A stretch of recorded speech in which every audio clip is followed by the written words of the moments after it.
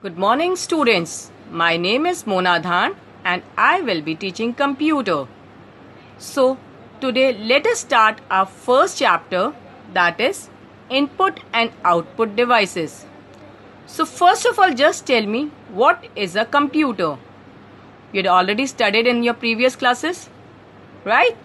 So, computer is basically an electronic device that accepts data and instructions given by the user, process them, and gives meaningful results. Now, who is a user? User is that person who is operating the computer. For example, if you are working on a computer, then you become a user.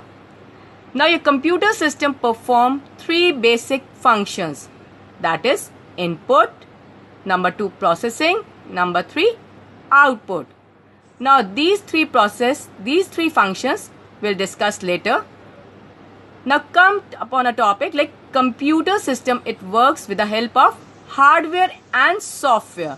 That means both hardware and software combine together to make a computer work. Now what is a hardware? You had already studied about it in your previous classes.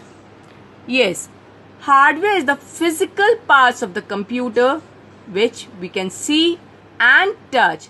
See, you all must have seen a computer, right? And you know there is mouse, CPU, monitor. These all are the physical parts of a computer. That means those parts of a computer which you can see and touch. Like you can touch a table, you can touch your chair.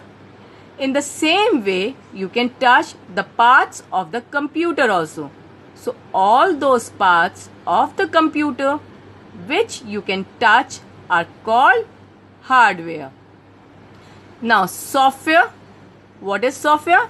Software are the set of instructions that we give to the computer. Basically, you cannot touch the software, but you can see the software. Now suppose you are doing a painting in MS Paint, right? And you had drawn a apple or a mango. Is it possible? Can you bring the apple or the mango out of the screen? No. Why? Because it is a program. It is not actually, apple is not present in the screen, but it is a program. It is the image which you have drawn in your paint window. So that is a software. Means you can see that thing, but you cannot touch it. So all the set of instructions that are given to a computer to perform any task is your software. Now there are different examples of software. For example, MS Paint, MS Word. These all are the example of software. Now your hardware is divided into different devices. Number 1, input devices, output devices, processing devices, and your storage devices. Now we'll study about input devices. The devices through which we give data and instructions to the computer are called input devices. For example, your keyboard, your mouse, your microphone. These all are your input devices. That means if you want to do any work, like if you want to find the sum of two numbers. For example, let us take an example. You want to do a calculation and you want to find the sum of two numbers, let's say 2 and 2. So the number 2 and 2 you are going to type with the help of your keyboard, right now? So that keyboard, now it becomes your input device. Same way, if you want to draw an apple or a mango or any image in MS Paint, you are going to use your mouse. So same way, now your mouse become your input device. Now next is your output device. Output devices gives you the result after processing the data. Means whatever you have done in the computer, the result which is displayed, is done by the help of a output device. Take the same example. I told you are going to calculate the sum of two numbers, 2 and 2. So the numbers you have typed with the help of your keyboard, right? But After calculating the result, the answer 4, it will be displayed on your monitor. So that means 2 plus 2, the result will be, yes, 4. So the 4 number will be displayed on the monitor. So now your monitor is your output device. Now suppose if I say you, I don't want the result on monitor, I want it on a piece of paper. So what will you do? Yes, think.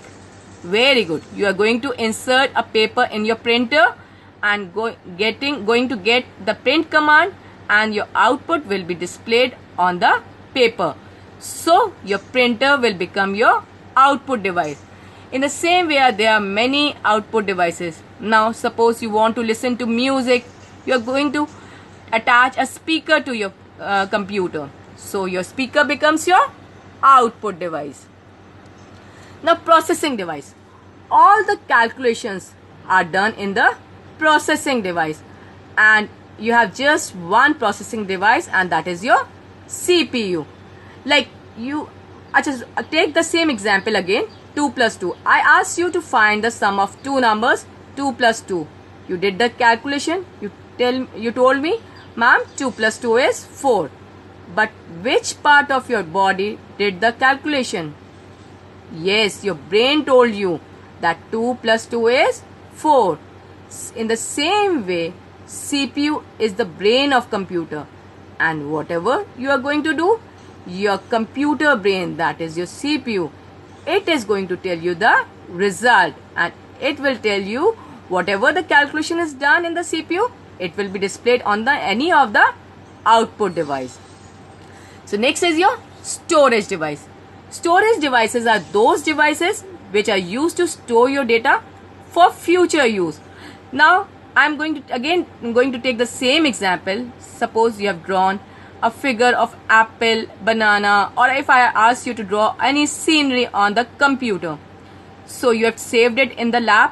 Now I want next day when you come, you have to make a little bit of changes in that very same image. So what will you do? You will get a pen drive and save your work over there, so that next day the same image you need not to draw again, but you can open the very same image and do the editing in that. So pen drive is a storage device. Another storage devices are CD, DVD. Have you ever got the CD of any movie? A DVD of any movie? Yes. What is there in the CD and DVD? Movie CD and DVD. Yes, the picture, the movies, they are saved over there.